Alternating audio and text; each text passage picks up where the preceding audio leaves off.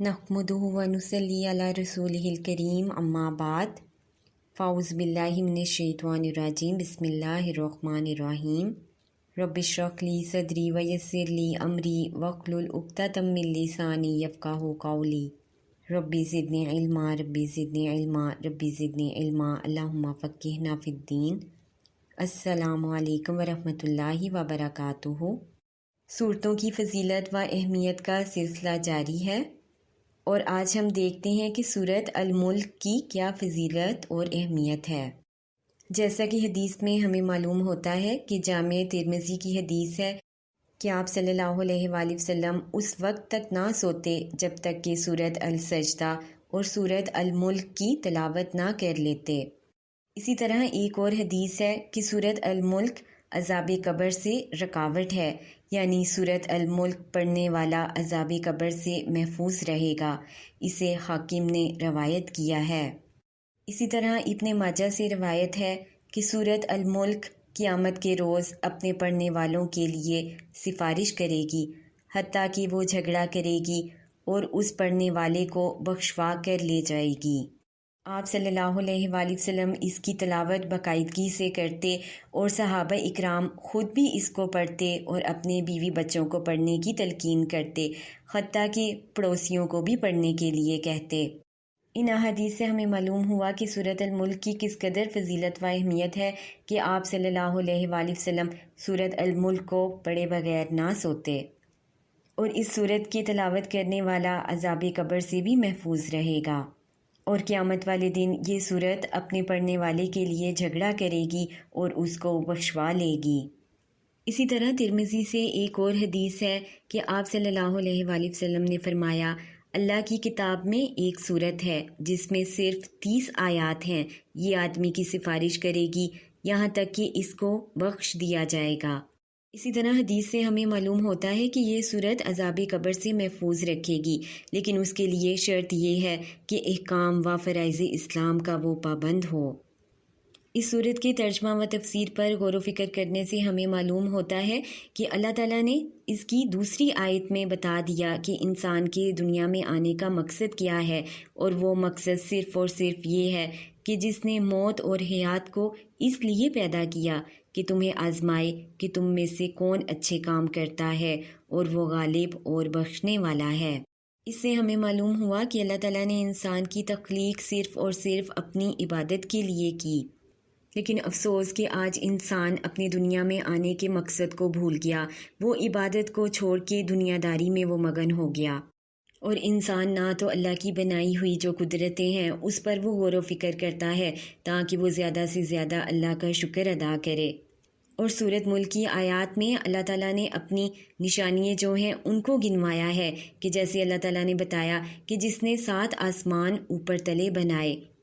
अल्लाज़ी खलक़ सबअ समावातिन तिबाक़ा मा तरा फ़ी ख़ल्क़ि रहमानी मिन तफ़ाउत फ़र्जिल बसरा हल तरा मिन फ़ुतूर। जिसने 7 आसमान ऊपर तले बनाए, तो ए देखने वाले अल्लाह रहमान की पैदाइश में कोई बेज़ाब्तगी ना देखेगा तू। दोबारा नज़र डाल कर तो तू देख, कोई शिगाफ भी तुझे नज़र नहीं आएगा। यानी अल्लाह की बनाई हुई चीज़ों में कोई भी नुक्स नहीं, बल्कि वो बिल्कुल सीधे और बराबर हैं, जो इस बात की दलील है कि इन सब का पैदा करने वाला सिर्फ़ एक ही है। और अब देखें कि दोबारा जब हम गौर व फिक्र करते हैं या किसी चीज़ को हम ज़्यादा गौर से देखते हैं तो उसमें कोई ना कोई ऐब लाजमी नज़र आता है, लेकिन अल्लाह ताला ये दावत दे रहा है कि ए मेरे बंदे, अगर तू बार बार भी मेरी बनाई हुई चीज़ों को देखेगा तो इसमें कोई भी शगाफ या कोई भी नुक्स तुझे नज़र नहीं आएगा। सुभान अल्लाह। फिर अल्लाह ताला ने अगली आयत में सितारों का जिक्र फरमाया कि किस तरह मैंने सितारों की तख्लीक की, और फिर इनके 2 मकासद भी अल्लाह ताला ने बता दिए कि सितारों के बनाने के मकसद क्या है। कि एक ये कि आसमान को वो जीनत बख्शते हैं, और दूसरा ये कि शैतान अगर आसमानों की तरफ जाने की कोशिश भी करे तो ये शरारा बनकर इन पर गिरते हैं। और फिर दूसरे मुकामात पर बयान फरमाया कि इनसे समंदर या दूर दराज के जो इलाके हैं उनकी निशानदही होती है, और पहले ज़माने में लोग सितारों ही को देखकर अपनी मंजिल तक पहुँचते थे और सितारों ही को देखकर फासला तय करते थे। اور سورۃ ملک کی آیت نمبر 6 سے 11 تک دوزخ کا ذکر ہے، اور اس میں وہ لوگ ڈالے جائیں گے جو اللہ کی نافرمانی کرتے ہیں، جیسا کہ آیت نمبر 6 ہے، اور اپنے رب کے ساتھ کفر کرنے والوں کے لیے جہنم کا عذاب ہے، اور وہ کیا ہی بری جگہ ہے۔ اور جب وہ اس میں ڈالے جائیں گے تو اس کے بڑے زور کی آواز سنیں گے اور وہ جوش مار رہی ہوگی۔ اور پھر فرمایا تکاد تمیز من الغیظ، یعنی قریب ہے کہ ابھی غصے کے مارے وہ پھٹ ہی جائے۔ اور پھر فرمایا جب کبھی اس میں کوئی گروہ ڈالا جائے گا، اس سے جہنم کے داروغہ پوچھیں گے کہ کیا تمہارے پاس کوئی ڈرانے والا کوئی نہیں آیا تھا؟ اور پھر وہ جواب دیں گے کہ بے شک آیا تھا، لیکن ہم نے اسے جھٹلایا اور ہم نے کہا کہ اللہ تعالیٰ نے کچھ بھی نازل نہیں فرمایا، تم بہت بڑی گمراہی میں ہی ہو۔ یعنی وہ کہیں گے کہ ہم نے پیغمبروں کی تصدیق کرنے کی بجائے انہیں جھٹلایا، آسمانی کتابوں کا ہی سرے سے انکار کر دیا، حتیٰ کہ اللہ کے پیغمبروں کو ہم نے کہا کہ تم بڑی گمراہی میں مبتلا ہو۔ اور پھر وہ خود ہی کہیں گے کہ اگر ہم سنتے یا عقل رکھتے تو دوزخیوں میں شریک نہ ہوتے، یعنی اگر وہ غور و توجہ سے سنتے اور جو پیغمبر نصیحتیں ان کے لیے لائے تھے اگر وہ ان پر عمل پیرا ہوتے تو آج وہ جہنم میں نہ ہوتے۔ اور پھر آیت نمبر 11 میں فرمایا فَاعْتَرَفُوا بِذَنبِهِمْ فَسُحْقًا لِّأَصْحَابِ السَّعِيرِ، پس انہوں نے اپنے جرم کا اقبال کر لیا، اب یہ دوزخی دور ہوں۔ اور وہ وقت ہوگا جب کہ کسی طرح کا پچھتاوا ان کے کسی کام نہ آئے گا اور ان کے لیے جہنم ہی ٹھکانہ ہے۔ اور پھر ساتھ ہی اللہ تعالیٰ نے آیت نمبر 12 میں ایمان والوں کو تسلی دے دی کہ اگر تم اللہ سے ڈرتے رہو گے تو اللہ تعالیٰ تمہیں بہت بڑے ثواب سے نوازے گا۔ اور پھر آیت نمبر 16 میں فرمایا کیا تم اس بات سے بے خوف ہو گئے ہو کہ آسمانوں والا تمہیں زمین میں دھنسا دے اور اچانک زمین لرزنے لگے۔ اس سے مراد یہ ہے کہ اللہ تعالیٰ جو آسمانوں پر یعنی عرش پر جو جلوہ گر ہے یہ کافروں کو ڈرا رہا ہے کہ آسمانوں والی ذات جب چاہے تمہیں زمین میں دھنسا دے،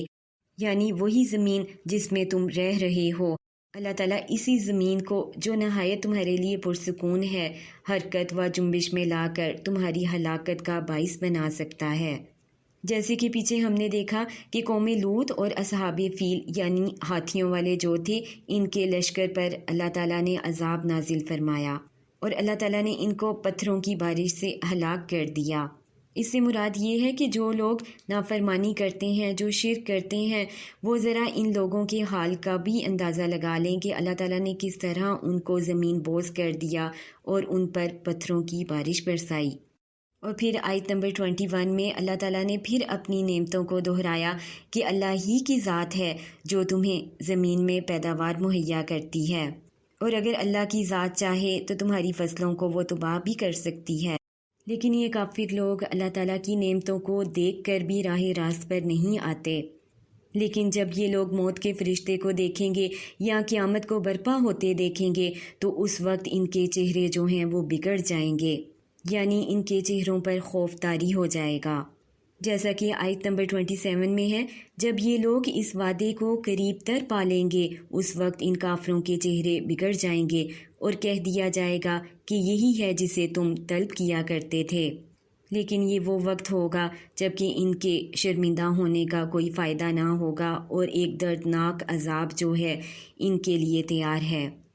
اللہ تعالی ہم سب کو جہنم کے عذاب سے محفوظ رکھے، آمین ثم آمین۔ اور ہمیں اپنی دنیا میں آنے کے مقصد کا معلوم ہو جائے کہ اللہ تعالیٰ نے ہمیں صرف اپنی عبادت ہی کے لیے پیدا کیا۔ اللہ تعالیٰ ہم سب کو توفیق دے کہ ہم اس دنیا میں رہتے ہوئے زیادہ سے زیادہ اپنی آخرت کی تیاری کر لیں، خود کو ہم عذاب قبر سے محفوظ رکھ لیں اور قیامت کی ہولناکی سے خود کو بچا لیں اور اصل کامیابی حاصل کر لیں جو کہ جنت ہی کی صورت میں مل سکتی ہے۔ اللہ تعالیٰ ہمارے نیک اعمال کو قبول و منظور کرے، آمین ثم آمین۔ اور اللہ تعالیٰ ہمیں ان اعمال پر استقامت اختیار کرنے والا بنا دے، آمین ثم آمین۔ اب ہمیں کیا کرنا ہے کہ سورۃ الملک کی روزانہ رات سونے سے پہلے ہم نے تلاوت کرنی ہے، کیونکہ حدیث کے مطابق سورۃ الملک عذاب قبر سے محفوظ رکھے گی اور قیامت والے دن اللہ تعالیٰ سے اپنے پڑھنے والے کی بخشش کے لیے جھگڑا کرے گی کہ اس کو جنت میں داخل کر دیا جائے اور اس کے گناہوں کو بخش دیا جائے۔ اللہ تعالی ہمیں نیکیوں پر استقامت اختیار کرنے والا بنا دے، آمین ثم آمین۔ سبحانک اللہم و بحمدک، اشہد ان لا الہ الا انت، استغفرک و اتوب الیک۔ السلام علیکم ورحمۃ اللہ وبرکاتہ۔